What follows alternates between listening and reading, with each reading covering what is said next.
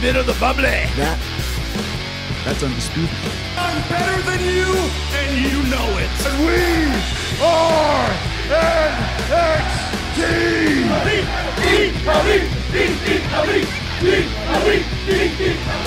War Games.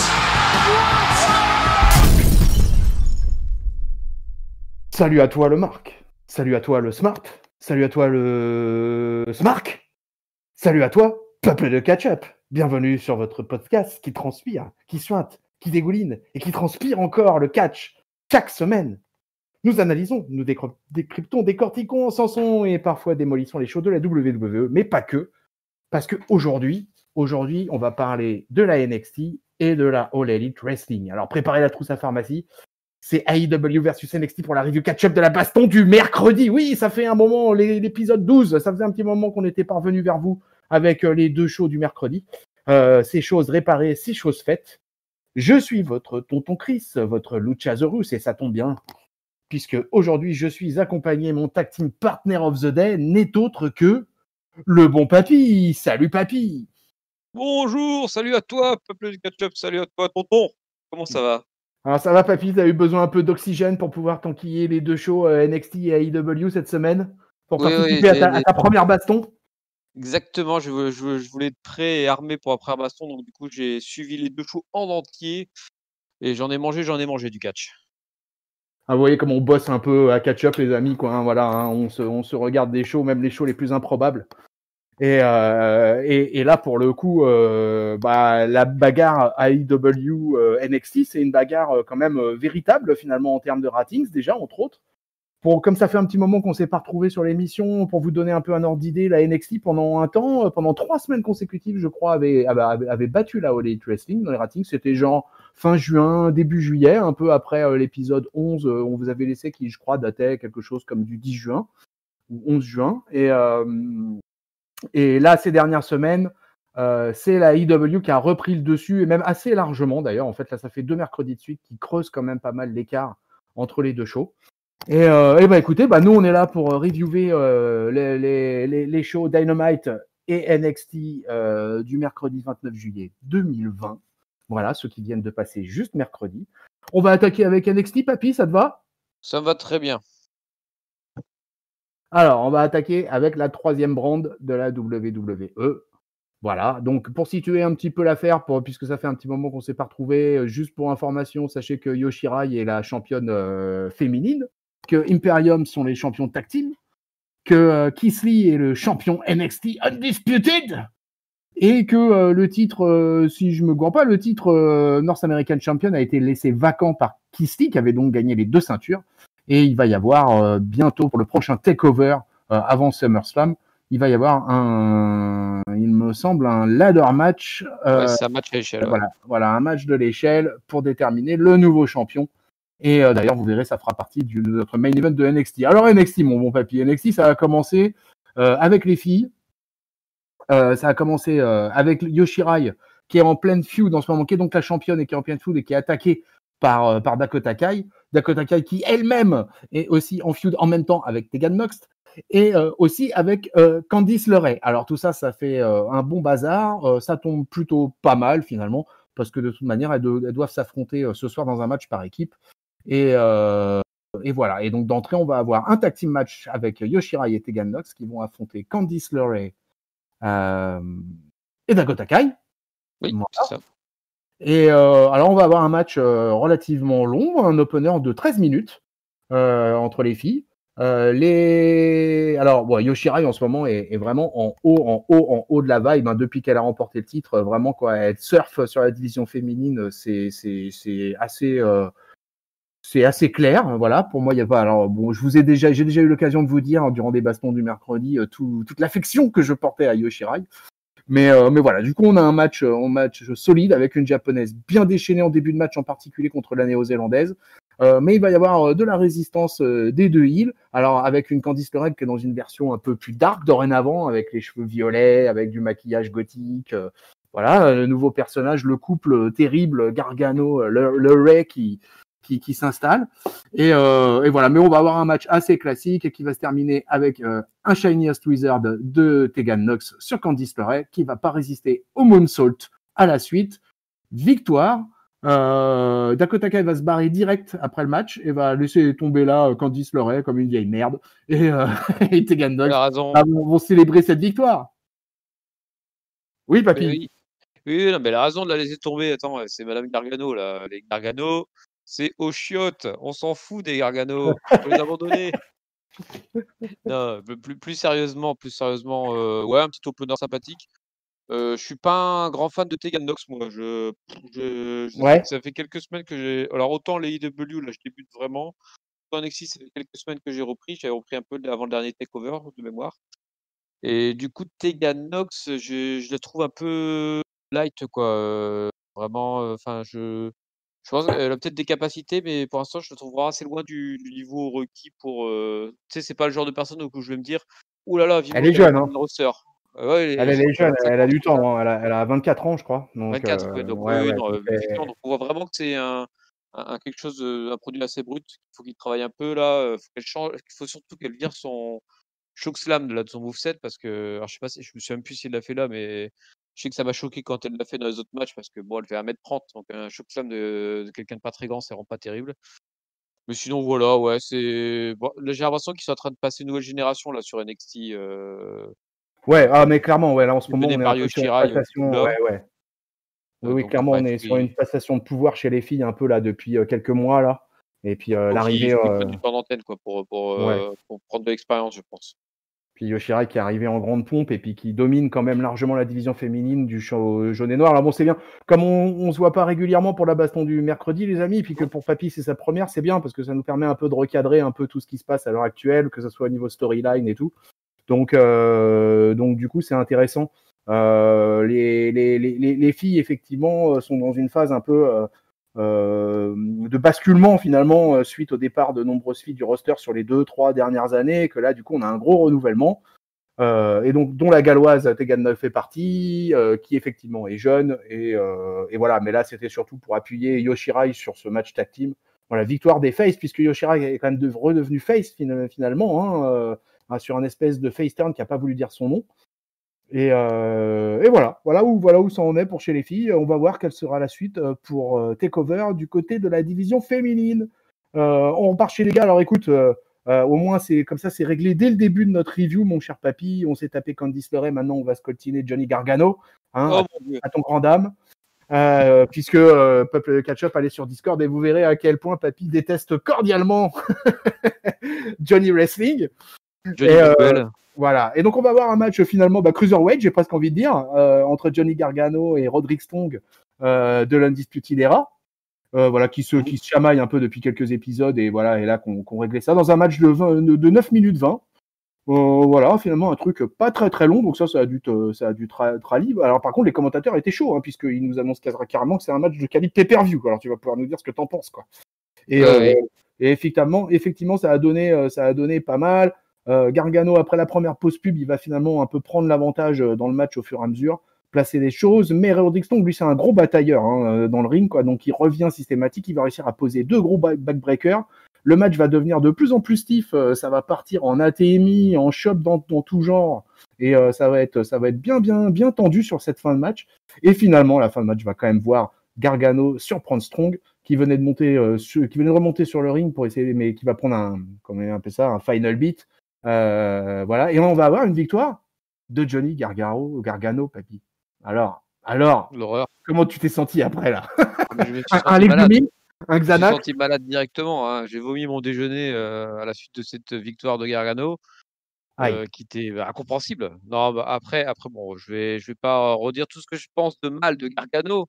Tu peux le dire, c'est ta première baston du mercredi, c'est un peu le thème de cette review.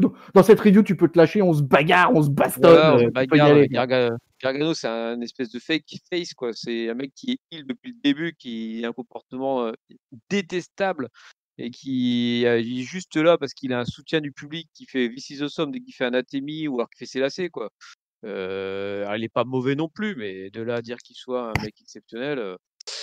Genre, voilà, moi, des comme lui, j'en chie 2 tous les matins, quoi. On va arrêter les conneries, là. Mais bon, J'imagine la scène au-dessus des toilettes, en train de chier son voilà, Gargano habituel du matin. exactement. Et puis alors, en plus, en face, on avait l'aspirateur à charisme qui comment il s'appelle, Messias Brett Baker, là, Roderick Strong, Ah, tu sais qu'on que avait une affiche de la Ring of Honor, en fait, hein, de il y a 5-6 ans en arrière, quoi. C'était, tu pouvais retrouver cette affiche Strong versus Gargano là-bas, quoi. ouais, mais ça m'étonne pas que personne regardait. Non, mais oh. Non, non, mais Strong, franchement, je le préfère un peu plus dans le ring, Strong, parce qu'il y a quand même quelques coups sympathiques. Bon, par contre, je trouve qu'il a vraiment pas trop de personnalité. Alors un truc marrant, que j'ai où je me suis posé la question, il est venu en face, en fait, Strong, finalement, dans ce match-là. Parce que quand il entre, il Bah fait ouais, super bah du ouais. public, il est plutôt un catch face dans ce match-là. Il a la défaite qui le fait un peu douter. Puis ces dernières semaines, en plus, il était plus enfin, j'ai l'impression qu'il est moins en moins heal et tout comme ça, le reste de sa faction, de toute façon, hein, on en parlera Ouais. plus tard.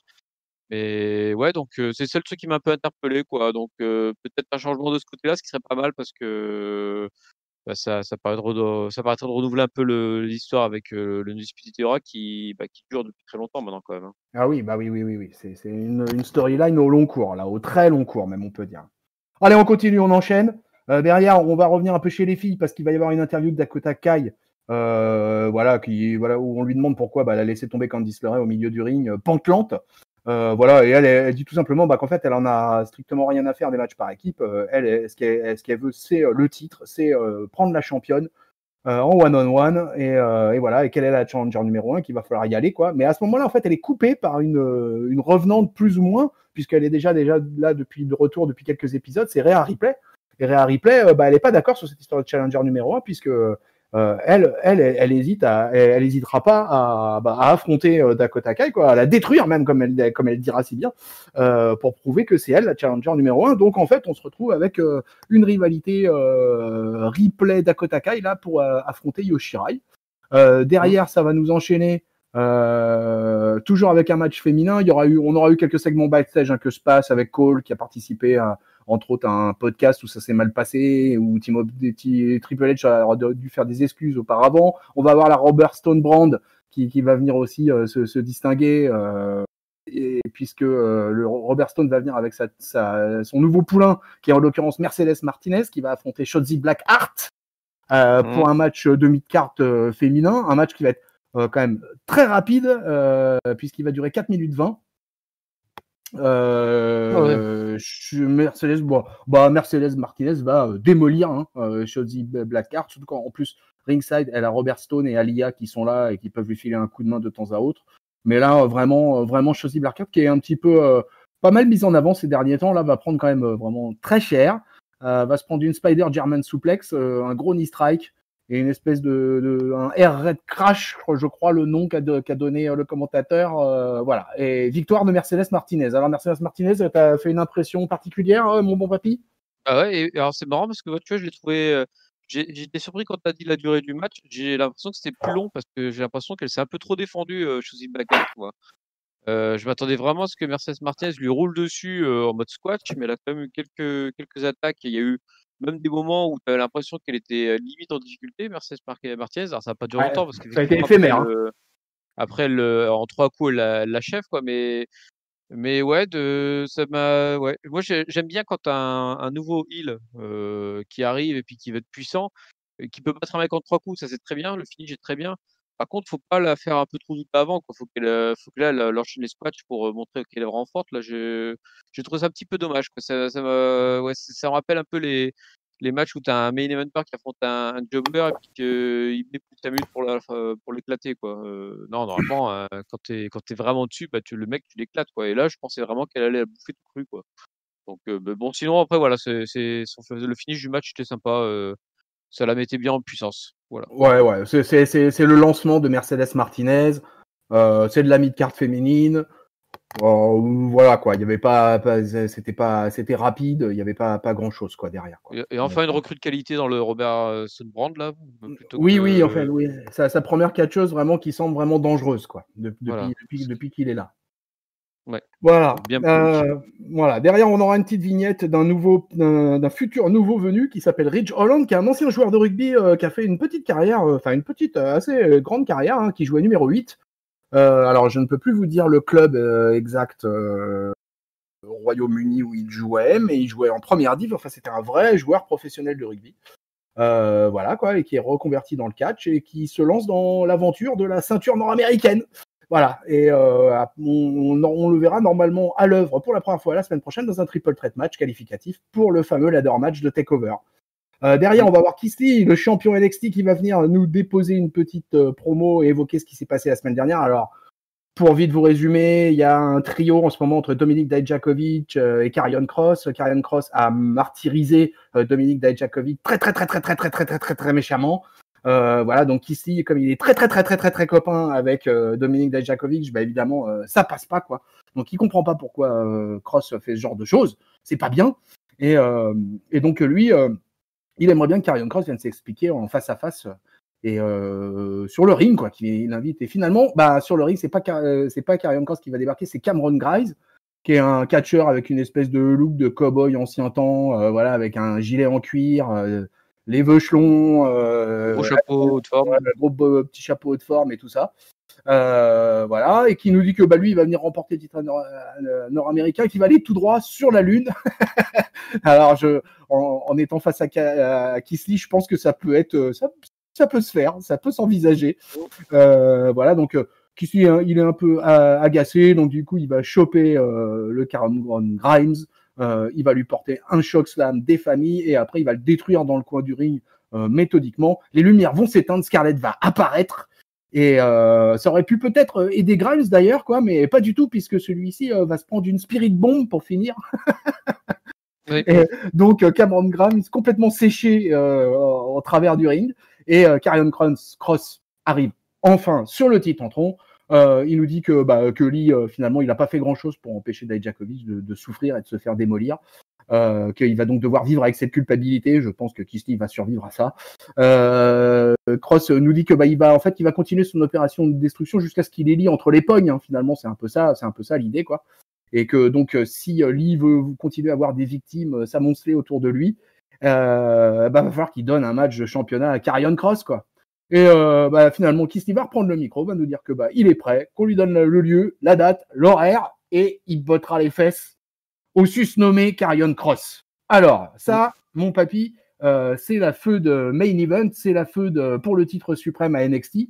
Qu'est-ce que tu penses de tout ça? J'ai trouvé que c'était un plutôt bon segment là pour le coup. J'en parlais juste avant avec Mercedes Martinez en disant je trouvais qu'elle a pris trop de temps pour éclater Shotzi Blackheart. Là, quand Keith Lee, là, le petit mec avec son chapeau, il l'a massacré, mais vraiment, tu mets une bête blessée dans l'enclos du requin blanc, quoi. Il te massacre, quoi. Il y avait des bouts partout. C'était bien violent, quoi, comme on l'aime dans le noble art. Et donc ouais, c'est bien. C'était même marrant le petit moment où la lumière s'éteigne, où Scarlett commence à attirer son regard, et puis t'as l'autre qui sort de l'ombre pour attaquer Keith Lee, qui se fait étaler direct. Ah non, pour le coup, c'était plutôt bien là, tu vois. Là, on sent vraiment le bonhomme qui est bien placé. Et puis après, Karrion Donc Kross, Keith Lee, qu'est-ce que t'en penses de Keith Lee, en fait, du catcheur en lui-même, là, pour sortir alors, de... je l'ai pas encore trop vu, moi, finalement, parce que je l'ai vu juste prendre le titre, et puis je sais pas si j'ai vu beaucoup de matchs de lui avant. Si, j'ai vu le triple threat pour défendre sa ceinture là, North American, alors je sais plus contre qui, mais bref, et donc voilà, puis je l'avais T'avais découvert aimé, aussi t'avais aimé le match Adam Cole Keith Lee, du coup, que t'avais vu, du coup, pour le titre, ouais, le fameux match pour plutôt le titre. je l'avais trouvé plutôt pas mal, même si j'ai un peu de mal malheureusement Keith Lee, du coup, il est tellement énorme, tellement physiquement impressionnant que du coup, j'ai du mal à croire quand il se fait malmener par un mec d'1 m 30 quoi, et de 60 kilogrammes tout mouillé, quoi. Donc c'est toujours un peu le souci, avec lui, et puis, par contre, effectivement, quand il attrape le mec et qu'il le massacre, ça, c'est tout de suite plus réaliste. Mais tu vois, par exemple, le match contre Dijakovic, je l'ai vu aussi, et pour le coup, là, tu avais 2 physiques qui étaient assez comparables, et je l'avais trouvé plutôt pas mal, du coup, la confrontation là. Bien sûr que je pensais pas qu'elle allait perdre, mais au moins tu avais un vrai duel, quoi, enfin un vrai face à face. Et je pense qu'avec Karrion Kross qui lui arrive et qui est aussi, je pense qu'il est peut-être un peu moins grand, Karrion Kross, à vérifier, mais qui aussi dans le genre physique, je pense que ça peut faire une opposition sympathique, quoi, entre les 2. Ok, ok. Je sais pas, Et ben voilà. t'es un grand fan de Kisly? Ah ouais, moi j'aime beaucoup Kisly depuis le début. Alors moi je suis comme toi, hein, c'est-à-dire que sur le match, moi Adam Cole de toute façon, moi ça m'a toujours fait un peu marrer. Enfin ça m'a fait marrer, parfois poser un problème. Voilà cette espèce de symbiose entre Shawn Michaels et Frank Dubosc. Et que effectivement, Adam Cole quand même, c'est là où je trouve qu'on voit ses limites. C'est quand il est face à un vrai terrible powerhouse. Ce qui est le cas avec Kisly. Moi Kisly, je trouve qu'il a le total package. Hein, je l'ai déjà dit sur ses ondes. Peuple de Catch-up, voilà, pour moi, c'est un gars qui a actuellement le total package, quoi, le micro, le in-ring, le côté terrifiant qui fait un espèce de côté indestructible en lui qui est assez incroyable. Et voilà, et si le public était là, ça serait encore plus fort parce que il est vraiment quand le public est là, c'est un gars qui a le public dans sa poche, quoi, qui gère son micro super bien. Et donc ouais, non, moi je suis vraiment fan. Hein. Depuis le début, je suis vraiment fan. Sur son adversaire, Karrion Kross, moi je l'ai découvert un peu à Impact, que je trouvais déjà assez impressionnant. Et pour l'instant, je trouve que la WWE fait plutôt un sans faute sur son arrivée. Il a une grosse entrée, accompagné avec Scarlett. Pour l'instant, c'est cohérent. Il s'est lancé direct sur le main event en arrivant. Voilà, il les a posés sur la table. Moi, je trouve Karrion Kross, quoi. Là, il n'y a pas de demi-mesure avec Karrion Kross, et je trouve que moi, j'aime plutôt bien ça. Donc voilà. Donc effectivement, il a fracassé Dijakovic. Il a même torturé la semaine dernière. Ouais, hein. ouais, C'est ouais, pour ça qu'il disait à Kisly t'es pas intervenu parce qu'en fait, de mémoire, pendant qu'il tenait Dijakovic dans une prise, alors je sais plus exactement laquelle, sur son cou, un truc comme ça, et Kisly voulait intervenir, puis Dijakovic disait non, non, non, laisse-moi finir le match, et puis il l'a fini, quoi, en fait. Mais il l'a vraiment torturé pour faire un peu de torture psychologique vis-à-vis de Kisly, donc ça explique un peu l'animosité entre eux deux, parce que la promo de Kisly était bien, bien, bien péchue, là, cette semaine. Ouais, complètement. Enfin, j'ai envie de dire comme chaque semaine. Après, voilà, moi je le connais pas encore assez, c'est peut-être pour ça. Ouais, non, Kisly là-dessus, tu verras, tu vas le découvrir au micro au fur et à mesure et tu verras. Ça sera encore mieux quand il y aura du public. Si un jour le public revient, reviens public, tu nous manques tant. Allez, on enchaîne avec la Tag Team Division, papy, ça te va? Allons-y. Ça va être très rapide. Donc les champions actuels, alors sans leur mentor, en l'occurrence Walter, qui semble être toujours coincé Ou à terre. au Water. Voilà, Imperium, les champions en titre, vont affronter dans un non-title match, hein, je vous rassure, les Ever-Rise, qui est une petite équipe sympatoche, en fait, québécoise, que moi j'aime bien, mais qui ne font vraiment que jobber à la NXT et qui se prennent que des trempes. Et bah là, ça va pas manquer. Les Ever-Rise, ils vont prendre une grosse défaite, vite fait, bien fait, en 2 minutes 16, papy. Donc Imperium, les deux Européens, là, l'Italien et l'Allemand, qu'est-ce que t'en penses? Ah bah là pour le coup je t'avoue que je peux pas juger là, c'était Oui, tu peux pas juger sur ce match, c'est sûr. contre une équipe avec c'est limite du comedy wrestling, j'ai l'impression qu'ils font nos deux Québécois là. Donc ou alors du moins c'est ce qu'ils font à NXT parce que la semaine dernière ils étaient contre Breezango. Donc cette semaine effectivement en 2 minutes c'était bâché, c'est pas ouais, c'est compliqué de juger Imperium quoi. Mais bon, la suite du segment me fait confirme peut-être une idée que j'ai eue tout à l'heure. C'est-à-dire? Bah, c'est-à-dire qu'il y a une Tu parles intervention après derrière, non? Oui, tu parles quand ils ont pris le micro après derrière, quoi. Qui nous Yes. rappelle qu'ils sont l'équipe la plus dominante de NXT, quoi. Mais qui vont être, voilà, comme tu l'avais spoilé presque. Non, j'ai rien dit. Ils sont directement, oui, t'as rien dit. Ils sont directement coupés par l'Undisputed Era, en fait, qui va foncer sur Bartel et Eichner. Et ils vont se calmer les nerfs, on peut dire ça comme ça. Ouais, voilà, défouler un Voilà. petit peu. Donc là, on nous relance en fait une storyline sur le Tag Team Championship avec le retour des Undisputed Era, tout simplement.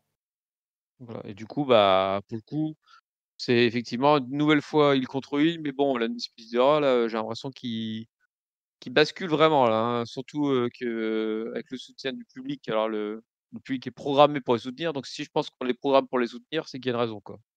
Ouais. Et puis il y a eu, en plus, O'Reilly a été absent longtemps avec les histoires de confinement, etc.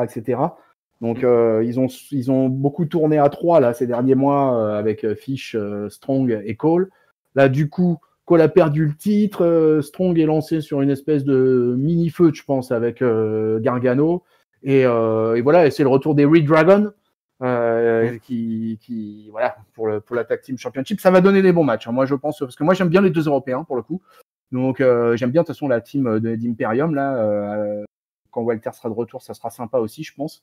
Et je trouve que c'est une bonne chose pour faire bosser justement Eichner et Bartel, qu'ils aient le titre, qu'ils aient un règne et que tu vois, pour les faire progresser, je trouve que c'est une chose assez positive. Ah oui, là, ils sont implantés. En plus, ils sont sortis de NXT UK pour être entre guillemets au vrai NXT.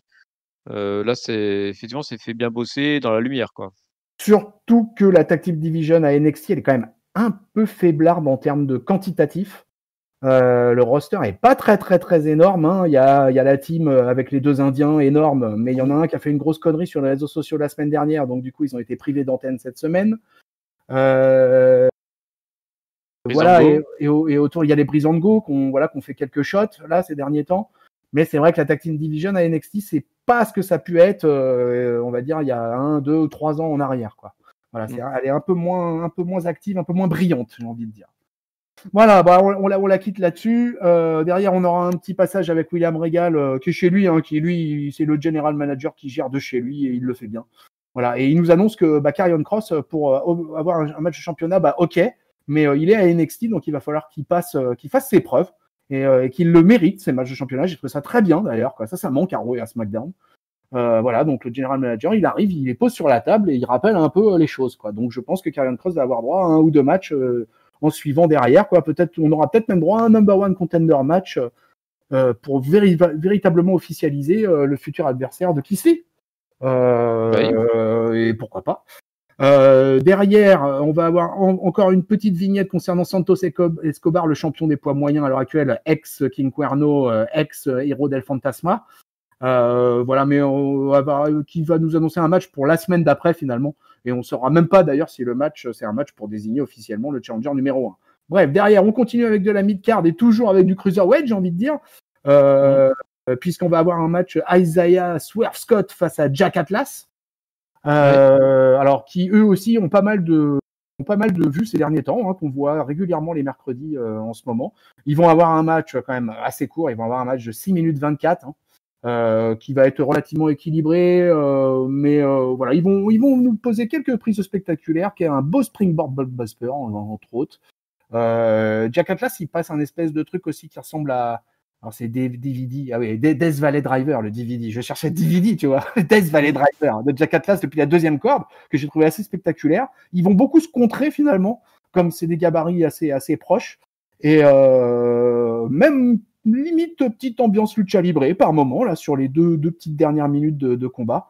Mais finalement, Isaiah Swerve Scott va remporter le match avec un house call à l'extérieur du ring d'abord pour renvoyer Atlas, puis un JML driver et victoire d'Isaiah Scott. Alors, qu'est-ce que tu penses de ce combat mid-card cruiserweight? Ouais, c'est vraiment de la cruiserweight. Ça me rappelle un peu quand à l'époque où tu avais la sur cruiserweight qui était à Raw et puis que tu avais les petites lumières violettes et puis tu avais les mecs de la division cruiserweight qui venaient faire leur match et puis qui repartaient. C'est un peu spectaculaire. Les mecs, sincèrement, je serais incapable de leur dire leur personnalité à chacun. Je sais s'ils sont limite interchangeables en termes de personnages. Hormis le champion, notre ami Santos Escobar. Voilà, je ne plus le nom. Je sais que c'est un nom de mafieux, mais je ne plus lequel. Sinon, ouais, non, sur le match, c'est sympathique. Moi, j'ai bien aimé, tu vois, sur ce match-là, j'ai préféré Jack Atlas. Tu vois, Isaiah Swerve Scott, j'ai pas encore trop d'affinité avec lui. Il me semble que c'était lui qui était contre Gargano il y a 1 ou 2 semaines. Oui. Et déjà, je n'ai pas trop aimé le match-là. Et bon, c'est peut-être parce qu'il y a Gargano, mais. Alors, Isaiah Swerve Scott, je sais pas si tu le connaissais d'avant? Non, pas du tout. Pas du tout, d'accord, ok. Ouais. Tu suivais la Lucha Underground, papy? Non, jamais regardé. Non, jamais, d'accord, ok. C'était un ancien de là-bas, quoi. Oui. Quand lui aussi. Ok, je pensais qu'il les a pas comme ça. Il catchait sous le nom de Killer Cross et Killer Shot. Non, c'était quoi son nom déjà? Ah non, c'était Kill Shot, pardon, Kill Shot. Kill Shot, d'accord. Et voilà, ouais. Bah écoute, il a fait partie il a été pas mal dans la course pour le titre cruiserweight et puis là, il est un peu retiré, un peu, voilà, il est placé en mid-card. Voilà, Atlas et Scott, je pense que de toute façon, c'est de la mid-card de NXT. Voilà, c'est comme ça, il en faut. Voilà, donc ça, c'était notre prélude avant le main event. On aura encore 2-3 petites vignettes, dont une avec Damian Priest, qui va nous apprendre qu'il va donc participer au triple threat match qualificatif pour le ladder match de NXT TakeOver la semaine prochaine. Donc il va affronter l'ancien pro de rugby Ridge Holland et Oney Lorcan. Voilà, donc ça sera le triple threat de la semaine prochaine. On va nous affronter aussi que Rhea Ripley et Dakota Kai.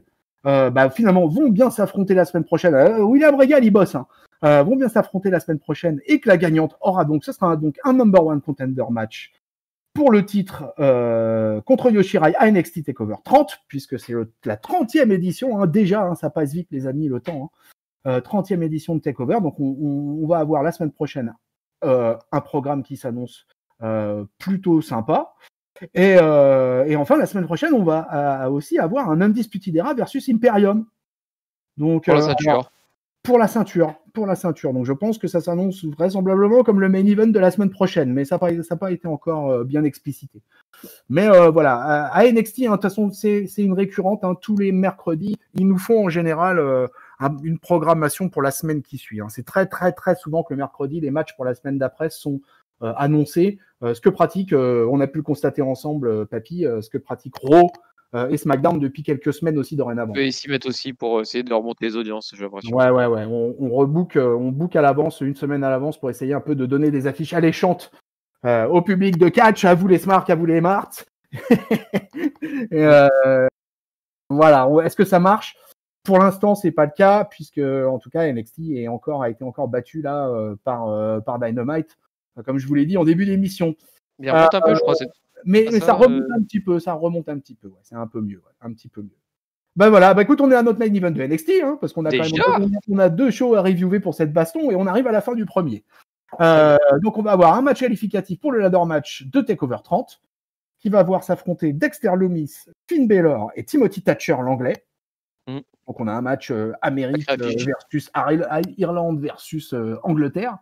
Alors moi, je vais commencer comme ça, juste en disant que pour moi j'aime beaucoup Dexter Lumis, mais que le favori du match, pour moi, c'était quasiment naturellement Finn Balor. Voilà, je vais dire ça comme ça. On va avoir un match de 12 minutes 17, donc pour un main event d'une longueur moyenne, on va dire. Et j'ai été assez surpris finalement par le déroulé du match, quoi, avec un Dexter Lumis, mais vraiment chaud, quoi, qui va nous tenter du tombé suicidaire dans tous les sens sur Finn Balor et sur Timothy Thatcher, quoi. Il va garder l'avantage jusqu'à la dernière pause publicitaire. Ça sera vraiment lui qui va être au centre. J'ai même trouvé Balor assez effacé par moment, moi. Enfin, c'était mon sentiment à moi, quoi. Celui qui va plutôt être plus actif finalement, c'est Timothy Thatcher, quoi, qui va tenter de se débarrasser de Lumis, voyant celui-ci prenait trop le truc, quoi. Il va s'en prendre à Balor pour tenter les tomber. Lumis va revenir, va reprendre la main avec son gros Spinebuster que j'aime beaucoup, quoi. Et sur Thatcher, mais il va pas réussir. Finalement, notre ancien champion universel, quand même, mine de rien, va réussir à poser un coup de grâce. Thatcher va stopper le compte de l'arbitre juste à temps et va tenter une ankle lock sur Balor dans la foulée. Vicieux le Thatcher, vicieux. Mais voilà, mais Lumis va revenir, va exécuter son silence sur Thatcher. Thatcher va tomber dans les pommes. C'est décision de l'arbitre, en fait, c'est même pas, il tape pas, quoi. C'est pas un tap out. Et ça donne la victoire à Dexter Lumis. Donc c'est Dexter Lumis qui célèbre sa victoire à la fin, quoi, et qui va se rapprocher de la ceinture nord-américaine qui est sur la rampe d'accès au ring là pour monter la sauce. Alors, Papy, ce main event de NXT, qu'est-ce qu'on a pensé, et cette victoire de Dexter Lumis? Ouais, alors je trouvais que c'est une sacrée affiche, mais de manière générale, les deux premières qualifications là pour le match à ceinture nord-américaine, je les trouve des grosses affiches, parce que la semaine dernière on a vu Gargano donc versus Strong versus celui qui a gagné. Bronson Reed, voilà exactement. Donc le petit jeune qui s'imposait un peu par son rythme, mais qui a fait un sacré match aussi durant ce triple threat. Et là, cette semaine, j'ai l'impression qu'on avait 3 mecs qui push en ce moment, entre Dexter Lumis qui a tourné tout autour du main event le temps que c'était l'Undisputed Era, et notamment Velveteen Dream qui se battait pour la ceinture. Notre ami Finn Balor, qui mine de rien, c'est un ex-mec du ressort principal, donc qui est naturellement main eventer, je pense, du côté de NXT. Et donc et du coup et l'anglais là, truc machin. Ouais, bref, celui qui fait les prises de soumission, qui avait battu quand même. Ah, ça y est, j'oublie les noms. Le mec qui est parti, qui était monté à Riddle. SmackDown, là, qui a pas de Matt chaussures. Riddle. Matt Voilà, Riddle. Matt Riddle, exactement. Et enfin bref, les 3 pour moi étaient plutôt puissants en ce moment, et donc les voir s'affronter dans un match qualificatif, moi je les aurais plus vus directement dans la fiche finale du match, mais bon, c'est pas plus mal finalement, ça laisse des surprises, et puis là, du coup, bah, moi j'avais vraiment aucune idée qui allait gagner parce que j'aurais bien vu les 3 se retrouver, à Takeover. Et ouais, c'est plutôt spectaculaire en plus entre la soumission, le Dexter Lumis qui est vraiment massif, mais qui en même temps, est assez souple, j'ai l'impression. Ouais, Bellerin ouais, il effectivement qui était est. un peu moins en vue, mais bon, il a surtout servi à faire briller les 2 autres, j'ai l'impression, hein. Ouais, non, mais Dexter Lumis, moi, je trouve que c'est un catcheur super intéressant, quoi. Voilà, il a un physique, il a une gimmick très particulière, et moi, je trouve que ça passe plutôt bien. J'étais quand même surpris, moi, je reconnais que j'ai été surpris de la défaite de Finn Balor. Je m'attendais vraiment à le voir vainqueur là sur ce match. Je pensais que voilà, Thatcher était vraiment là pour prendre le pin de Balor, en fait, finalement, pour protéger Dexter Lumis, et ben non, pas du tout, quoi. Donc, bah voilà, qualifié pour ce leader match. On a déjà Bronson Reed et Dexter Lumis, sachant qu'on va avoir un Priest Hollande. Troisième, c'est qui? C'est Oliver Oliver Kahn. Kahn. Ouais, celui-là, il est un peu moins. Celui-là, C'est un bah, qualificatif un peu plus faible. Je pense que normalement, ouais. ça doit bouffer. Damien Priest paraît le favori logique de ce truc-là. Tout dépend comment ils vont nous vendre Hollande. Mais voilà, ça va dépendre aussi de ça. Mais voilà. Alors après, combien il va y avoir de catcheurs dans ce ladder match? C'est un petit peu encore obscur, puisque pas 5 ça serait parti pour 5. Donc il pourrait se passer qu'il pourrait y avoir un autre triple threat pour une espèce de place de sauvetage, si tu veux, quoi, pour repêcher un gars finalement. Donc on verra, ça va être bien, mais en tout cas voilà, déjà ça commence bien, ça commence plutôt pas mal. Voilà, ainsi se termine ce NXT du 29 juillet 2020. C'était donc notre event. Donc peuple de catch-up, prenez votre télécommande. On va passer du USA Network au TNT Network. Et mon cher papy, bah, de ce pas, on va rejoindre Dynamite et la All Elite Wrestling. Alors, allons-y pour la All Elite Wrestling. Ah, ça fait longtemps que j'ai pas parlé un petit peu d'autre chose que de la WWE, donc on va revenir vers la ligue, la ligue concurrente du mercredi, celle qui impose ses bastons du mercredi. Et où il se passe pas mal de choses ces derniers temps. Il y aura eu, ils auront fait un peu comme avait fait NXT avec Great American Bash. Ils ont fait aussi une forme de pay-per-view de Fighter Fest en 2 journées. Nos amis de la All Elite Wrestling. Alors pour vous recoller un peu le tableau, à la All Elite Wrestling, il y a une grosse tag team division. Il y a plusieurs clans qui sont installés tout au long du show. Voilà, vous allez avoir les Jurassic Express, vous allez avoir l'Inner Circle, vous allez avoir le Dark Order, vous allez avoir The Elite. Voilà, il s'avère que sur la All Elite Wrestling, on va dire sur les weekly, ça fonctionne avec plusieurs clans comme ça qui interagissent et qui s'affrontent les uns avec les autres. Au niveau des champions, le champion, voilà, je recadre tout d'entrée, hein, mon papy, hein, même pour toi, à la rigueur. Aussi, moi. Cody est donc le champion TNT. Dans mes souvenirs profonds des cahiers du catch, mon bon papy, tu étais, je crois, un aficionado de Cody quand même. Ah oui, moi je l'aime bien, le fiston de Dusty plutôt. Oui, j'avais toujours bien aimé. Moi, j'ai toujours trouvé qu'il trouvait toujours le moyen de sublimer un peu qu'on lui donnait à bouffer, et pas si maladroit que ça dans le ring. Donc moi, j'ai toujours bien aimé Cody. Et c'était un mid-quart d'heure à la WWE, sans faire offense. Ouais, même mis de temps en temps up mid-card, mais jamais main eventer, à mon plus grand regret. Ouais, voilà. Donc Cody est le champion TNT, voilà, qui est le champion le champion télévision, en fait, si vous voulez, comme on faisait un petit peu dans le temps. Voilà, chez les femmes, c'est une japonaise qui détient le titre aussi, puisque c'est Hikaru Shida qui a pris le titre à Nyla Rose il n'y a pas très longtemps de ça. Son règne date de pas si longtemps que ça, Hikaru Shida. Du côté de la Tag Team Championship, c'est Kenny Omega et Hangman Page, qui est une tag team un peu dysfonctionnelle, mais qui sont champions tout de même. Et eux, alors par contre, pour le coup, ça commence à dater d'un bon moment. Eux, ils commencent à avoir un règne assez significatif, les deux. Voilà, l'alcoolique Adam Page avec le vertueux Omega. Et puis du côté du titre number one, quoi, hein, voilà, le titre suprême de la All Elite Wrestling, il est détenu par Jon Moxley. Et voilà, ancien WWE, Dean Ambrose, voilà, qui est champion depuis lui aussi, là, qui commence à être sur un règne au long cours. Voilà, je vous ai un peu planté le décor de la All Elite Wrestling. Maintenant, on va passer au champ lui-même. On a un opener qui va nous voir affronter justement les fameux clans dont je parlais au départ, puisqu'on va avoir l'Inner Circle dans le ring avec Chris Jericho, Jack Hager, Sammy Guevara, Ortiz and Santana, puisqu'on va avoir un 10-man tag team qui vont affronter Orange Cassidy, les Best Friends Trent et Chuck Taylor, et le Jurassic Express avec Jungle Boy et Luchasaurus, bien sûr.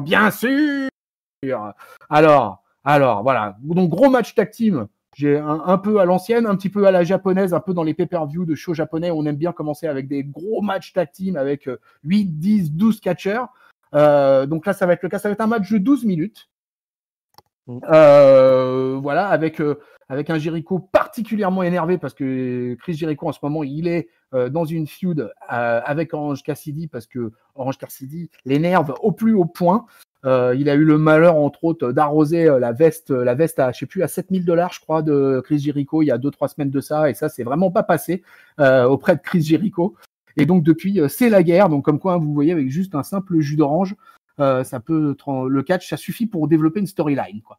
Donc voilà, donc on va avoir un match, un match assez spectaculaire, assez intense quand vous avez 10 mecs dans le ring, quoi. Les tags s'enchaînent.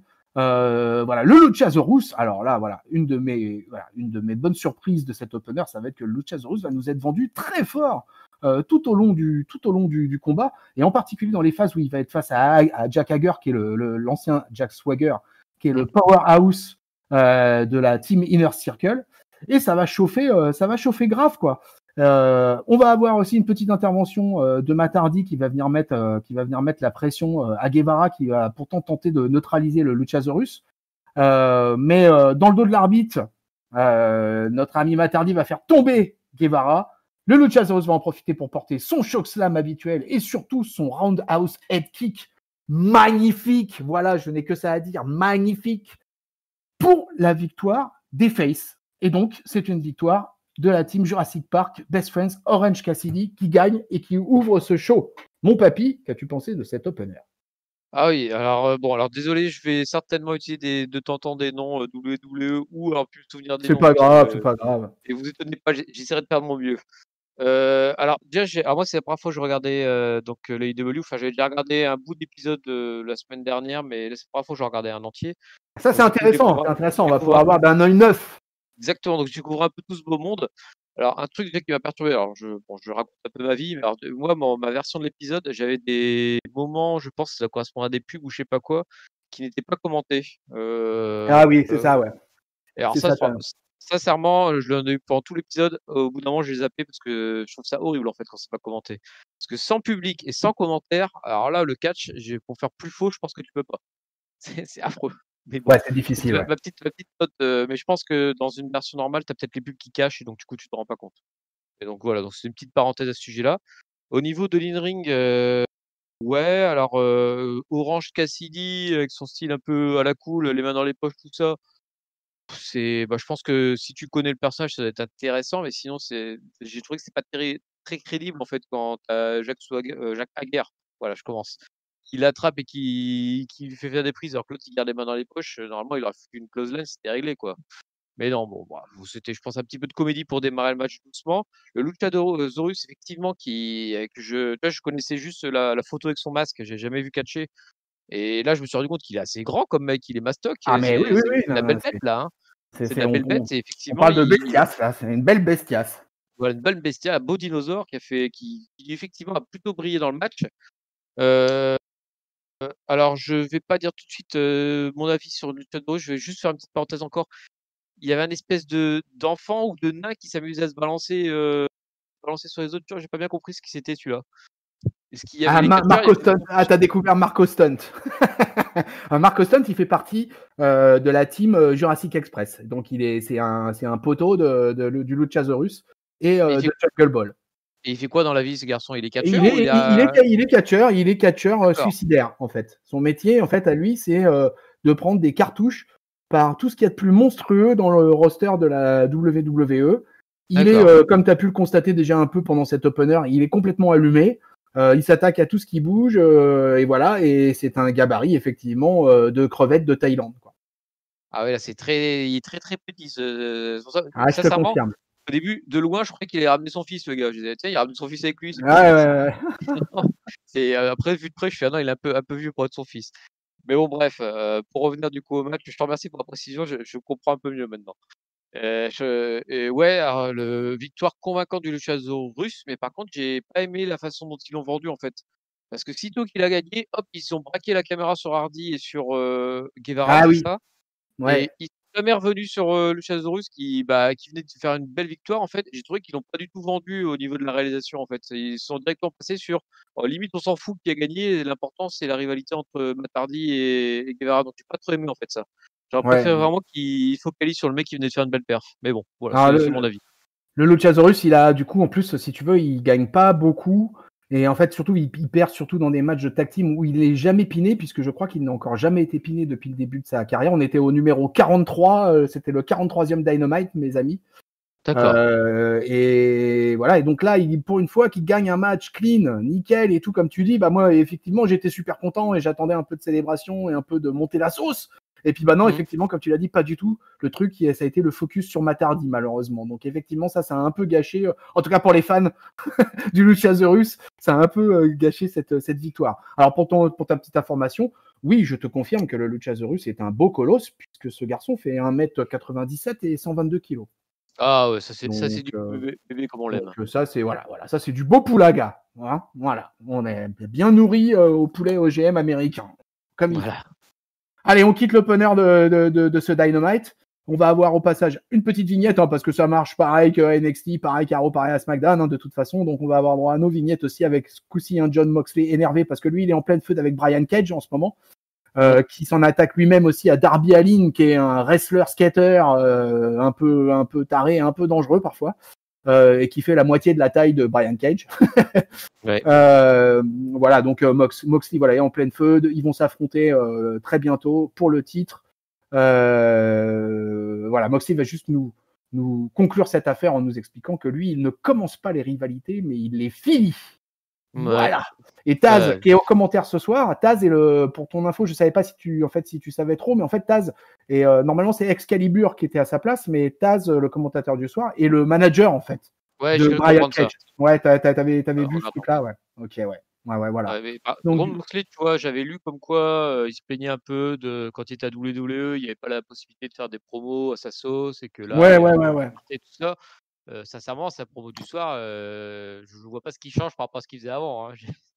Ah non, il n'y a pas de différence fondamentale. Ouais. Le pauvre John Moxley, il y a peut-être l'impression dans sa tête que c'est différent parce qu'on lui a pas donné le thème de ce qu'il devait raconter, mais j'ai pas vraiment vu de différence. Hein. C'était pas mauvais non plus, mais j'ai pas trouvé de grande différence par rapport à son travail d'avant, j'avouerai. Ouais, voilà. Bon, bah écoute. Désolé, John. Ah, bah, c'est comme ça, John. Voilà, c'est la sentence de papy est tombée. Je fais pas de cadeau. Et elle est irrévocable.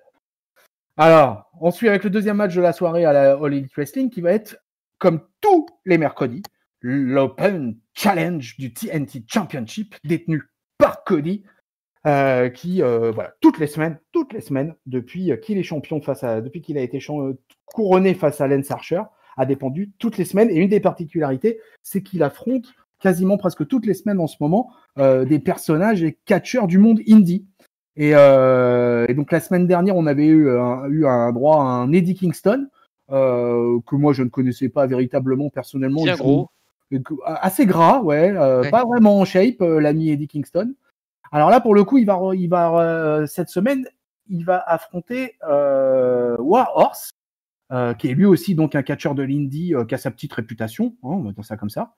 Et voilà, Cody accompagné de Arn Anderson dans un match qui va durer 10 minutes 32. Où comme dans tous les matchs de l'Open Challenge, j'ai envie de dire, l'adversaire va un peu se mettre en valeur, va avoir pas mal d'offensives, va tenter quelques trucs, va avoir le droit à quelques near fall aussi. Voilà, Cody, il est toujours un peu plus ou moins mis en difficulté parce que de toute façon, son gabarit fait que c'est pas le mec où on se dit c'est impossible de le renverser, quoi. C'est pas un Lance Archer, c'est pas un Brody Lee, c'est pas quelque chose comme ça. Donc il y a de la compète dans ces matchs en général. Et depuis le début, je trouve que c'est plutôt pas mal. Son système d'Open Challenge est plutôt bien foutu. Même si pour l'instant ça manque quand même d'un vrai danger. Mais bon, on en reparlera par la suite, quoi. Voilà. Et en fait, au final, Cody il a surtout essayé de terminer ce match en voulant absolument imposer un figure 4. Je sais pas pourquoi il avait décidé de passer un figure 4 leg, quoi. C'était son. Il était obnubilé par ça sur ce match, quoi. Et c'est finalement sur cette prise qu'il va parvenir à faire abandonner son adversaire du soir. Derrière, en post-match, Cody va vouloir serrer la main de Warhorse. Mais au moment où il va faire ça, il y a le Dark Order, qui est donc un des gros clans dirigé par Brody Lee, ex-Luke Harper, qui va venir s'attaquer à Cody. Et en fait, même à Warhorse, finalement, ils attaquent les deux, on ne sait pas trop pourquoi. Les Heels vont finalement faire mine de vouloir s'attaquer au Hall of Famer Anderson, pardon. Et au moment où il va y avoir cette scène-là, on a un mec qui s'appelle Matt Cardona, qui va débarquer pour venir faire le sauvetage et sauver la mise à Cody, à Warhorse, à Anderson. Bref, le héros, le champion, sorti de Out of Nowhere. Mais qui est donc ce Matt Cardona ? Long Island. As-tu reconnu cet homme ? Mais oui, c'est l'homme de Long Island. C'était Mister Woo. Mais oui, enfin, très musclé, hein. C'était Zack Ryder. Et oui, peuple de catch-up, Zack Ryder vient de faire ses débuts à la All Elite Wrestling. Et alors, il est passé à la salle de gym, papy. Hein. Et oui, il a mangé des protéines et il a fait de la muscu, là, ça se sent. La vache! Ah, mais moi, j'ai été, j'avoue que moi, j'ai été quand même, même dans son plus grand move à la WWE, dans son plus grand run, je crois que je l'avais jamais vu aussi mastoc. Il a toujours été assez musclé, mais là, il était large, surtout. T'as l'impression qu'il a, ouais, Il a pris de la masse. Qu'il a vraiment pris de la masse. À la fin, il se retrouve côte à côte avec Cody. Tu sentais la différence, et pourtant Cody aussi a pris de la masse ces dernières années. Mais là, il est vraiment large. Hein. Bon, alors cet Open Challenge de Cody, tout ça, qu'est-ce que t'en as pensé ? Je suis pas. Alors, j'ai entendu que t'étais plutôt des Open Challenge de Cody parce que il y a des nouveautés, que ça dure un peu. Moi, juste, enfin, je suis jamais trop fan quand t'as des mecs qui sortent de nulle part et puis qui arrivent à tenir 10 minutes contre un champion. En fait, ça me perturbe toujours un peu. Ouais, mais Cody, c'est pas un catcheur à faire des squash, quoi. C'est pas. Je sais pas. J'ai toujours ouais, après, c'est peut-être ça. Ouais, c'est peut-être aussi parce que c'est ma vision un peu déformée de la WWE, où tout ce qui n'est pas WWE est forcément squatché dès que ça arrive dans la fédération suprême. Mais là, du coup, alors le mec qui vient un peu nulle part, ouais, je sais pas. Je trouve que c'est en fait, surtout, tu vois, c'est que la deuxième fois que je regarde un Open Challenge parce que pour le coup, j'avais vu le match contre Eddie Kingston. Et j'ai l'impression que c'est un peu tout le temps le même schéma en fait. C'est-à-dire que le nouveau arrive, il résiste, il déroule tout ce qui s'est déroulé, voilà, il fait sa pub, et à la fin de sa pub, il perd. Voilà, donc ouais, je sais, tu vois, c'est pas le genre de truc qui me donne envie de regarder la suite. Tu vois, j'espère plus un segment un peu plus travaillé. Comme tu dis, une véritable opposition pour Cody, un véritable mec qui a changé sa ceinture, quoi. Là, c'est le Dark, enfin non, comment il s'appelle? Warhorse, Wargame. Voilà. J'ai pas. Il a fait sa pub, mais voilà quoi. Il vient, il repart et puis sans plus quoi. D'accord. Moi, je t'avoue que moi, je suis plus enthousiaste par ça. Moi, j'aime bien. Je trouve que c'est bien. Il fait venir des jeunes de l'indie comme ça. Il leur donne une chance qui, bon, alors effectivement, ça peut paraître un peu dérisoire sur un certain aspect. Mais pour moi, Cody, c'est pas un catcheur à faire des squash. Je trouve que ça passerait pas. Enfin, auprès de moi, en tout cas, ça passerait pas si je le voyais démolir ces mecs en 2 minutes. Donc, comme les mecs sont toujours quand même un petit peu vendus, ont droit à un package vidéo, ont droit des fois à une petite promo, ça avait été un peu... Donc c'est plutôt pas mal. Là, moi, finalement, tu vois, parce que moi, comme du coup, je suis régulièrement, je suis tous les mercredis, je vois Dynamite. Et moi, ce qui m'a surpris dans cette histoire, moi, c'est plutôt l'arrivée du groupe Heel, l'arrivée des Dark Order. Je comprenais pas trop ce qu'ils venaient foutre dans une histoire du TNT Championship où pour l'instant ils ont jamais fait aucune apparition, il s'est jamais rien passé vis-à-vis du TNT Championship avec le Dark Order. Donc bon, c'était un peu ça, c'était. Mais Cody vraiment... est pas dans un clan lui. Non, Cody, il est pas vrai. Il est plus ou moins dans un espèce de clan où il y a Keith Marshall, il y a son frère Goldust, enfin plus Goldust maintenant, The Natural Dusty Rhodes. Et tu vois, c'est pas. Alors voilà, c'est un espèce de clan où il y a évidemment Brandy Rhodes et il y a Arn Anderson. Mais eux, si tu veux, ils font partie. C'est pas tellement. J'ai presque envie de te dire que c'est l'autority, quoi. Tu vois quoi, au sein de All Elite Wrestling, plus qu'un clan en lui-même, quoi. Donc voilà. Et à la rigueur, Cody, on pourrait presque dire qu'il fait partie plutôt de The Elite, quoi. Tu vois, de Kenny Omega, les Bucks et tout ça, quoi. Mais bon, c'est. Voilà, Cody, il a un rôle un peu, c'est le vice-président de la Fédé, tu vois. Quand même, c'est quand même le vice-patron, le mec, quoi. Donc, non, mais c'est parce que je me demandais s'il faisait partie de l'élite, vu que dans la suite du programme, alors c'est pas un spoiler, parce que je pense que c'est annoncé dès le début, il était prévu un match de défense de ceinture, je crois, entre justement The Elite et Dark Order. Donc c'est pour ça que je pensais que c'était lié à ça, moi. Mais non, c'est pas. Non, c'était pas là, pour le coup, c'était pas lié dans ce segment-là. D'accord, ok. C'était pas lié. Voilà. Donc voilà, donc on va revenir, on va avoir un petit promo pour nous rappeler qu'il y a donc le prochain pay-per-view de la All Elite Wrestling, c'est le 5 septembre, ça sera le All Out. Voilà. Derrière, on va avoir les Inner Circle qui va être de retour, donc la team Chris Jericho qui va être de retour sur le ring en étant bien énervé. Ils veulent mettre les choses au clair. Ils traitent Matt Hardy de gros tas suite à son intervention dans l'opener. Guevara, il en a pas fini avec Matt Hardy, visiblement. Jericho, il nous indique qu'il va affronter à nouveau Orange Cassidy dans 2 semaines et que finalement la stipulation du match, ça va être que s'il gagne, Cassidy devra lui rembourser sa veste à $7,000. Voilà, et donc voilà, et que pour la semaine prochaine, pour le Dynamite de la semaine prochaine, Jericho il challenge Cassidy à un débat. Voilà. Et on a appris dans la semaine que ce débat serait animé apparemment par Eric Bischoff. Ah d'accord, parce qu'il avait dit spécial modérateur, mais il n'avait pas dit le nom. Donc ça il n'avait pas dit le nom, mais ça sera Eric Bischoff, le modérateur de ce débat. Donc voilà, à Bischoff qui aura vraiment bouffé à tous les râteliers, lui. Hein. L'opportuniste de Jacques Dutronc n'aura jamais été aussi bien adapté qu'à Eric Bischoff. Voilà. Derrière, on verra aussi la signature de contrat des FTR, donc les ex-WWE Revival, qui signent leur contrat officiel avec la All Elite Wrestling. Voilà, donc tout se passe dans la joie et la bonne humeur avec Arn Anderson. Et ils annoncent pour le 12 août un Tag Team Appreciation Night, pardon. Et on va même avoir Adam Page qui va venir, bien évidemment, payer le coup pour la signature de contrat au FTR. Alors, il va servir du whisky à tout le monde. Et tu remarqueras que Adam Page, lui, il se sert un verre plein qui se siffle allègrement. Voilà, Adam Page a un vrai problème avec la bouteille, hein. Voilà, mais ça quand t'es cowboy, hein. Regarde pas. Voilà, derrière on va avoir un match. On va avoir un Tag Team Championship de la IW. Donc Kenny Omega et Hangman Page versus le Dark Order qui vont être représentés dans ce match-là, parce que si tu veux, au Dark Order, il y a beaucoup de catcheurs. Et en l'occurrence, ce sera Evil Uno et Stu Grayson, quoi, les deux historiques en fait du clan. C'est les catcheurs qu'ils ont capturés, c'est ça, au fur et à mesure ou... Oui, ont capturé, recruté, si tu veux, au fur et à mesure. Et ça a commencé avec Stu Grayson et Evil Uno qui sont déjà arrivés. Ils avaient déjà ce qu'ils appelaient les mignons, quoi.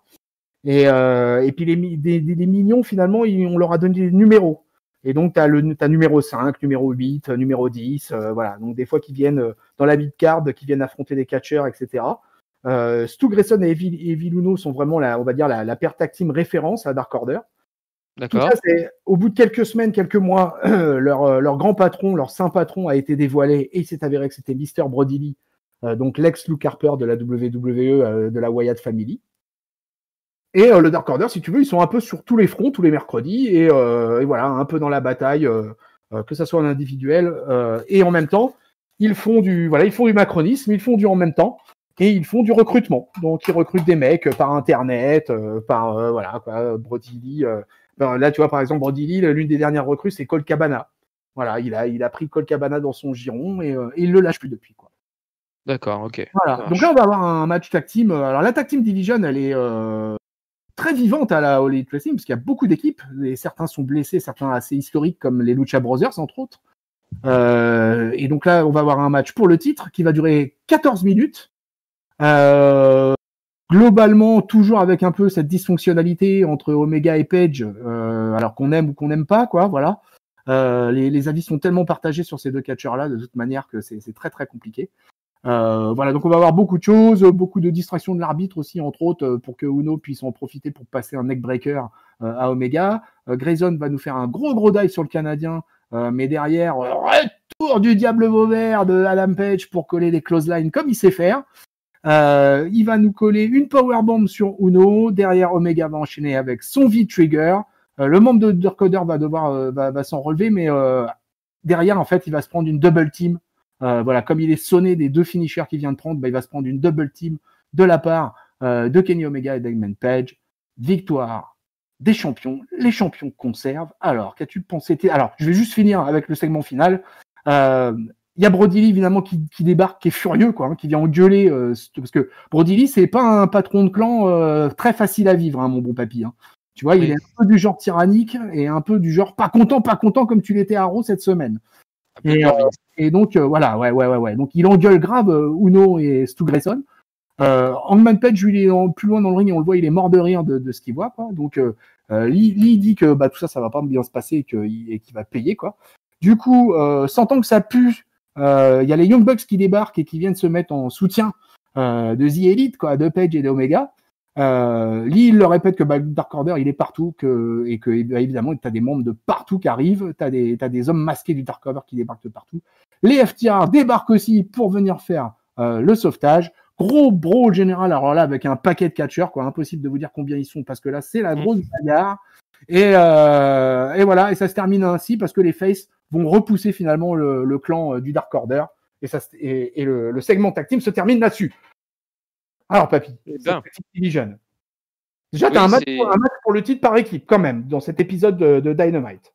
Voilà, c'est bien. Je pense que toutes les fédérations, à mon avis, font pareil. Ils ont compris que pour combattre la chute des ratings, il fallait foutre de l'événement à chaque épisode, histoire de faire de la pub et de gagner la guerre, quoi. La guerre, la baston.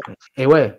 Mais ouais, alors après le match en lui-même, alors moi je connais pas tous ces gens-là, donc j'avais déjà vu Omega une fois, j'avais pas trop aimé. Là, j'ai toujours pas accroché. Je trouve qu'il a des mimiques ouais, t'as l'impression qu'il fait du théâtre, mais ultra exagéré, quoi. Le genre de mec qui va faire un clin d'œil à la foule ou n'importe quoi pour ouais. Alors Omega, il y a un truc qu'on peut signaler quand même sur Omega, voilà, et ça c'est un fait, ce n'est pas un avis que je donne. Il a été présenté comme la 6e merveille du monde du catch pendant toute son run à la NJPW. Depuis, il a participé à la création de la All Elite Wrestling. Et il faut reconnaître que depuis qu'il est à la All Elite Wrestling, il est cantonné quasiment dans un rôle de mid-carder, puisqu'il a eu que 1 ou 2 title shots pour le titre suprême qu'il a perdu. Et depuis, en fait, il est dans la mid-card, voilà, dans la Tag Team Division, où il est le champion, il faut quand même bien le dire. Il est champion de la Tag Team Division de la All Elite Wrestling. Mais il est un peu cantonné dans un rôle de mid-card, alors qu'il est porté au nu par des grands aficionados, comme d'autres le trouvent relativement moyen. Donc finalement, papy, à t'écouter, je comprends que pour l'instant, tu le perçois comme un catcheur, un mid-carder, quoi. C'est ouais, non, c'est même pas ouais, il y a peut-être un peu de temps, mais c'est aussi surtout que je trouve que ces mimiques sont pas très elles me sortent un peu du match, quoi, tu vois. Autant Hangman Page, je trouve qu'il a un style de cowboy qui fait très daté, mais par contre, une fois qu'il est dans le ring, c'est vachement plus fluide, plus moderne. Enfin, j'ai aucun souci avec lui, je l'ai trouvé plutôt bon. Autant lui, c'est du genre ça, c'est du catch-up papa. Alors, il fait il fait des gestes. Je suis surpris, avec des yeux énormes. Alors, c'est peut-être un héritage du Japon. Peut-être que les réactions sont aussi ultra forcées. Mais là, ouais, ça faisait. Ouais, c'est ce que le catch, forcément, c'est exagéré. Mais là, c'était exagéré. C'était plus qu'exagéré. Là, ça faisait vraiment pas réaliste du tout ce qu'il faisait, quoi. Sinon voilà quoi, après, tu as un gros bordel final, où moi du coup le Dark Order, je savais pas trop si c'était des mecs connus ou pas, dedans. Je me dis, maintenant je comprends un peu mieux comment ça fonctionne. Je pense qu'on peut s'attendre à d'autres rivalités, à du plein contre plein les semaines qui viennent à mon avis. Ouais, Brody Lee, pour ton info, Brody Lee a déjà eu un title shot face à Moxley qu'il a perdu. Et voilà, et le Dark Order s'installe de plus en plus comme le gros clan dominant à la All Elite Wrestling. Ils ont pris une femme en plus, j'ai cru comprendre qu'elle était nouvelle. Ouais, Ils elle ont est mis nouvelle, ouais. Ouais, ouais. à côté Ouais. des commentateurs avec une femme à ses côtés. Ouais, pour la première fois dorénavant, il y a une femme dans le clan. Là, on ne sait pas encore exactement qui c'est, mais on va découvrir ça au fur et à mesure. Les femmes, d'ailleurs, c'est une bonne transition. Derrière, on Ah, aura un petit segment avec Britt Baker qui passe son temps en chaise roulante et qui est dans une rivalité un peu stupide, moi je trouve, face à Big Swole. Voilà, ça va pas aller péter très loin, les amis. On va pas s'attarder là-dessus. Ça a duré 1 minute 30. Derrière, on aura un petit vidéo package de la lutteuse qu'on va voir derrière qui s'appelle Diamante et qui va affronter la championne en titre Hikaru Shida. Ça va être un match quand même assez rapide. Ça va être un match qui va durer 5 minutes 50. Voilà, la championne va pas laisser beaucoup de suspense, on va dire, dans ce combat et va remporter ce match où le titre n'était pas en jeu. Diamante va quand même réussir à porter son Falcon Arrow qui est présenté comme un peu une de ses armes fatales. Mais elle aura qu'un compte de 2. Le knee strike de Hikaru Shida pour finir. Voilà, victoire de la championne. Voilà, donc tu découvres la division féminine avec la championne, papy. ouais, bah après, sincèrement, j'ai pas trouvé ça fondamentalement. Ouais. Enfin, c'était un petit match où il n'y a pas vraiment eu de grosses prises, j'ai trouvé, ni de grosses surprises. Donc, Ouais, non, il y avait rien à c'était plutôt signaler. plat. Mais j'écoutais les anciennes reviews de la Baston du mercredi. Il me semble que la division féminine est un peu le point faible de l'AEW. Ouais, c'est clair, ouais, jusqu'à présent. Ça va un peu mieux depuis quelques semaines, je trouve, mais effectivement, c'est un petit peu l'un des points faibles de la All Elite Wrestling, la division féminine. En tout cas, elle est loin, loin, loin d'être au niveau de la WWE, ça c'est une évidence. Ouais. D'accord. Voilà, d'ailleurs, et on va continuer à parler des filles, puisque il y a Vicky Guerrero qui va nous parler, parce que la All Elite Wrestling annonce pour cet été un tournoi par équipe féminin, où les équipes vont être constituées au hasard. Et Nyla Rose va être inclus dans le tournoi et elle fera équipe avec. Alors, mon bon papy, tu sais avec qui elle va faire équipe? Oui, et je l'ai reconnu tout de suite. Hein. Elle va faire équipe avec. Alors, son nom All Elite Wrestling, c'est Ariane Andrews, mais vous la connaissez peut-être mieux sous le nom de Cameron à la WWE. Qui était une ex-Funkadactyl avec Naomi et qui est entre autres connue dans le milieu du catch pour avoir porté un tombé sur quelqu'un qui était sur le ventre et d'avoir engueulé l'arbitre de ne pas faire le compte, ce qui était un truc, je crois que ça date de 2015, ça c'était assez énorme, et elle avait été virée d'ailleurs peu de temps après. Et donc elle fait son retour à la All Elite Wrestling et elle sera donc impliquée dans ce tournoi qui va se dérouler cet été. On en saura plus la semaine prochaine. Derrière, on va avoir, alors là, tu l'as certainement peut-être découvert, mon bon papy, mais Maxwell Jacob Friedman, MJF, qui est en ce moment un des gros heels de la All Elite Wrestling, quoi, qui est un type pas très sympathique du tout, toujours accompagné de son enforcer Warlord, qui est un beau master et qui utilise un finisher, papy, presque comme Lesnar. Lui, c'est pas un F5, c'est un F10. D'accord. Il a une prise de finisher assez spectaculaire, quoi. Et donc en fait là, il s'est mis en mode MJF s'est mis en mode pupitre de politicien, discours de politicien, costard de politicien. Tout ça avec son gimmick, avec son écharpe à carreaux et son pupitre à carreaux. Voilà, donc il nous annonce que Twitter va reprendre les hashtags MJF 2020. Voilà, en fait, il est en campagne pour le titre suprême, il est en campagne pour s'attaquer à Jon Moxley. Voilà, quoi, il considère que cette compagnie elle a besoin de changer et que il en a marre que Jon Moxley organise ses matchs et fasse en sorte de jamais croiser sa route. Donc Jon Moxley n'est pas le champion de MJF. Voilà. Il dit que pour lui, Moxley, c'est pas l'un des meilleurs, quoi, et que tant qu'il ne l'aura pas rencontré, de toute façon, c'est sûr que ce sera pas l'un des meilleurs. Voilà, donc il nous explique que bah voilà, pour faire monter les ratings, il va falloir MJF, quoi. Et que même Moxley veut pas que ça se sache, quoi. Il veut pas que ça sera un changement de cave définitif pour cette compagnie. Que MJF la ramène au sommet. Et pour les 25 prochaines années, il voit loin le MJF. Hein. Il est comme ça, ce garçon, quoi. Et voilà, donc une promo assez intense. Il a toujours cette tête très très méchante. Et là, ça fait plusieurs semaines qu'il harangue la foule MJF pour obtenir un title shot. Est-ce que tu crois qu'avec ce genre de promo, il va y arriver? Ah, moi, franchement, je lui donnerais. Parce que pour le coup, j'ai trouvé que c'est un bon segment micro. Tu vois, du coup, moi, je découvre les gens et bah, lui, je le découvrais et j'ai trouvé plutôt bien aimé ce qu'il nous a sorti. une prestation plutôt propre avec bien dans le délire à fond du candidat effectivement à une élection ou un truc comme ça. Alors du coup, c'est dans les segments qui étaient pas diffusés, je pense, mais à un moment, il va embrasser des bébés, il va serrer des mains des fans, des trucs comme ça, dans le public. Je trouve ça plutôt marrant.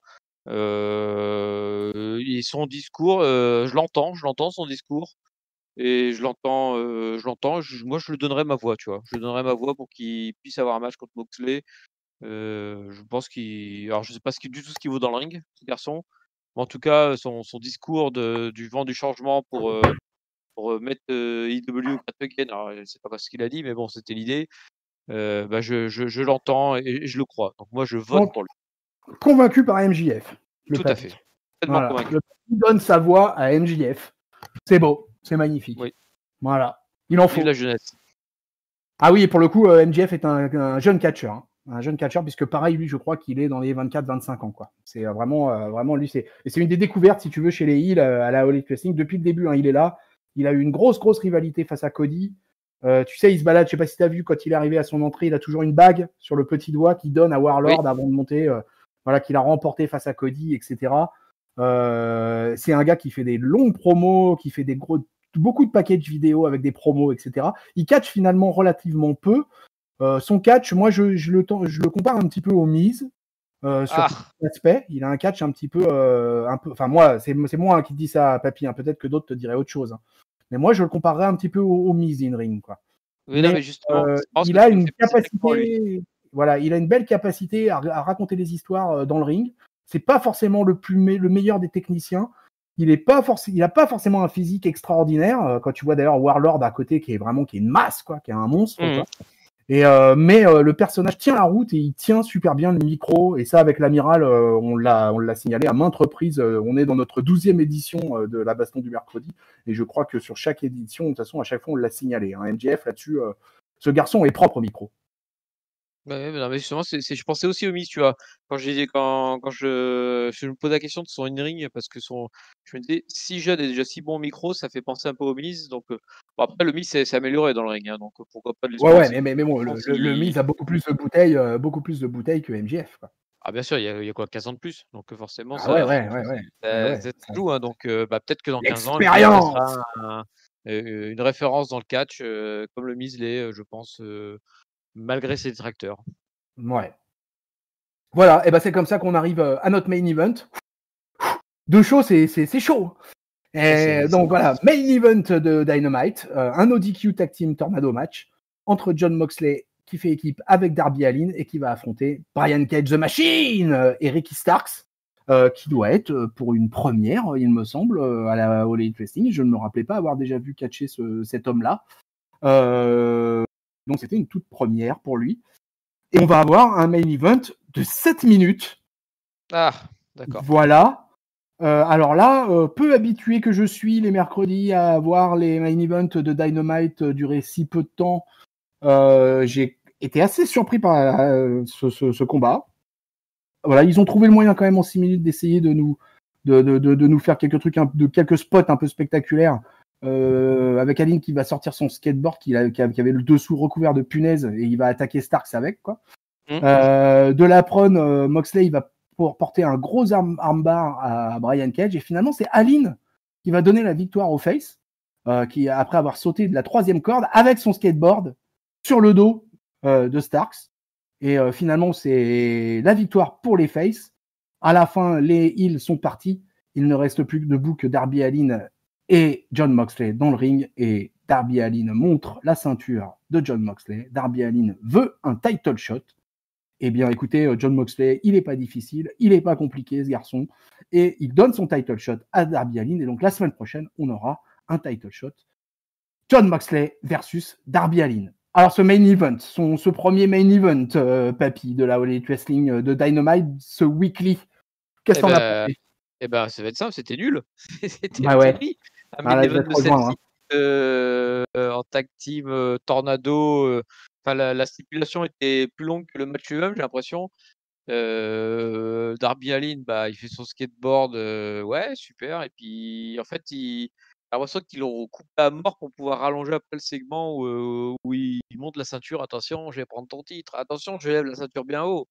Ah, mais ouais, je trouve ça tout pourri, moi, personnellement. Et du coup, je suis pas convaincu du tout qu'il soit number one contender, ce garçon. Mais bon, a priori, il l'est. Et la semaine prochaine, ça sera lui. Mais moi, sincèrement, ça m'a pas du tout donné envie de les voir se battre la semaine prochaine entre eux. Ouais, Alors moi, je sais pas si tu avais eu l'occasion d'écouter certaines bastons du mercredi, mais moi, Ah, si. j'avais déjà signalé que moi, j'étais pas du tout fan de Darby Allin. Hein. Et je comprends pourquoi maintenant. Moi, je fais partie de ceux. Alors là, pour le coup, Darby Allin, il m'indiffère. Je le trouve dangereux. Et jusqu'à présent, il n'a pas réussi à me convaincre, quelles que soient les storylines dans lesquelles il a été impliqué. Donc déjà, j'ai un peu de mal avec ce catcheur-là. Je te confirme, voilà, un main event de 7 minutes, bah, je me suis dit, ah bah merde, on se retrouve à SmackDown là. Ça y est, il la All Elite et ils vont commencer à nous balancer des main events tout pourris à peine correctement exécutés, je vais dire. Mhm. Donc, C'est quelques minutes en plus, hein. donc une vraie déception ce main event, quoi. Car moi, comme je déteste terminer les shows de catch avec un main event de faible qualité, j'ai pas été gâté sur cet épisode de Dynamite. Et voilà, et pour le coup, bah, je suis globalement d'accord avec toi, mon bon papy. Alors, peuple de catch-up. Nous en avons terminé, ainsi s'achèvent ces reviews de NXT et de la All Elite Wrestling de Dynamite du 29 juillet 2020. La baston du mercredi ne se termine pas par un top flop et un note, mais par un vote, puisque nous allons donner chacun notre ressenti et qui a gagné cette baston du mercredi entre NXT et la All Elite Wrestling. Alors, juste pour l'info, si on répond tous les deux la All Elite, c'est la All Elite qui gagne. Si c'est tous les deux NXT, ce sera NXT. Si l'un et l'autre répondent différemment, ce sera un match nul, puisqu'il y a la possibilité du match nul à la baston du mercredi. Et ouais, ça peut arriver, des fois on se tape dessus, et puis au final, ouais, bon allez, vas-y, on arrête. Hein. On s'en est mis assez comme ça. Donc, papy, à qui donnes-tu ta voix cette semaine? La All Elite Wrestling ou NXT? Suspense, à qui je donne ma voix. Alors, c'est comme on en discutait avant l'émission, effectivement, je n'étais pas trop sûr de mon vote avant d'en review ensemble. Et puis là, d'avoir fait la review ensemble, j'ai très rapidement, finalement, arrêté mon choix. Parce qu'il y a un des deux shows où j'ai plusieurs segments sympas et un autre où c'est moyen. Il y a un segment sympa et un main event tout pourri. Voilà, je pense que tu as deviné du coup pour qui je vote. Je vais voter du coup pour NXT parce qu'effectivement, que ce soit la prestation micro de Keith Lee ou le match à 3 pour la qualification pour le match à l'échelle là, c'était 2 bons moments de NXT. Le reste était neutre sans plus. Tandis que les AEW, j'ai bien aimé du coup la promo de MJF, c'est ça? Ouais. Et par contre, le reste m'a laissé plutôt de marbre, voire m'a plutôt déplu pour le main event. Donc, le NXT finalement sans trop de discussion à mon niveau. Ok, donc la voix de papy ira à NXT. Et toi, Eh donc? bien, écoute, moi, ma voix, bah, c'est pareil. Clairement, le main event de Dynamite m'a tellement déçu que ça a bien gâché ma perception du show. Et à NXT, bah, j'ai plutôt bien aimé le main event. J'aime beaucoup Dexter Lumis, donc en plus qu'il gagne par-dessus le marché, c'était cool. La victoire d'Imperium, c'était cool. Les débuts de Mercedes Martinez, le petit match tag team des filles au début, c'était plus équilibré à NXT, j'ai trouvé, voilà quoi. Et effectivement, bah, on signalera, ça aurait pu être dans les top flop notes, mais effectivement, la promo de MJF cette semaine a été un exercice de style réussi. Les débuts de Zack Ryder, de Matt Cardona, donc à la All Elite Wrestling, mais tout ça, ça suffit pas pour moi non plus.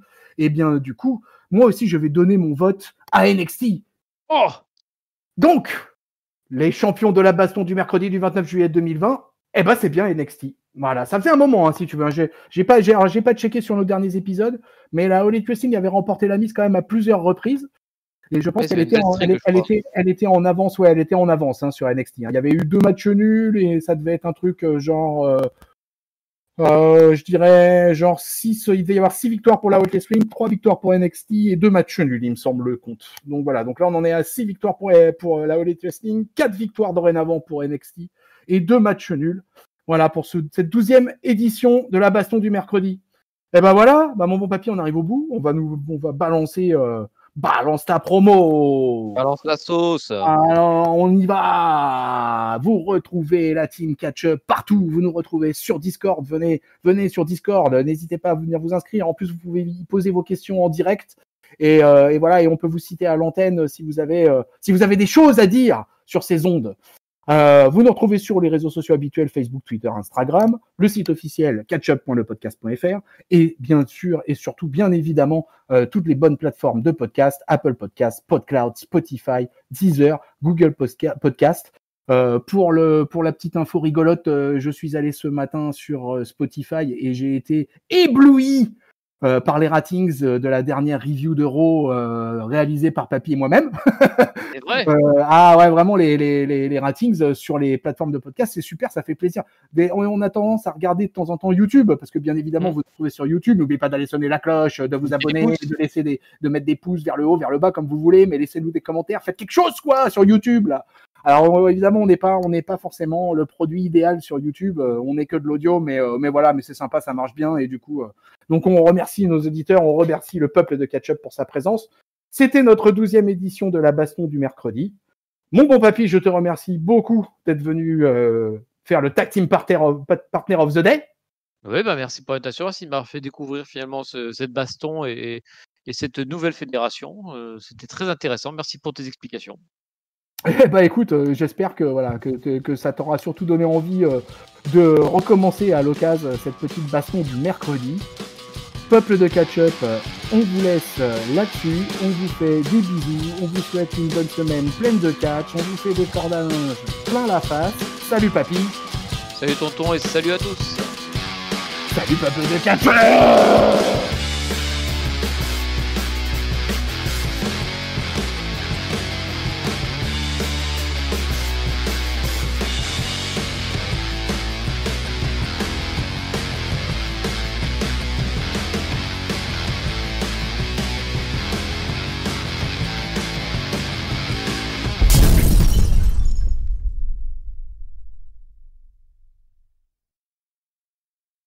Moi, quand j'ai vu Zack Ryder, je me suis dit, mais il est où son copain Dawkins? Je me suis dit, c'est pas possible, ils ont signé en duo, tu vois. Non, mais il l'a mangé, je pense. Il aurait mangé Dawkins. Ça expliquerait la largeur. Ah, c'est ça la prise de masse. Eh oui.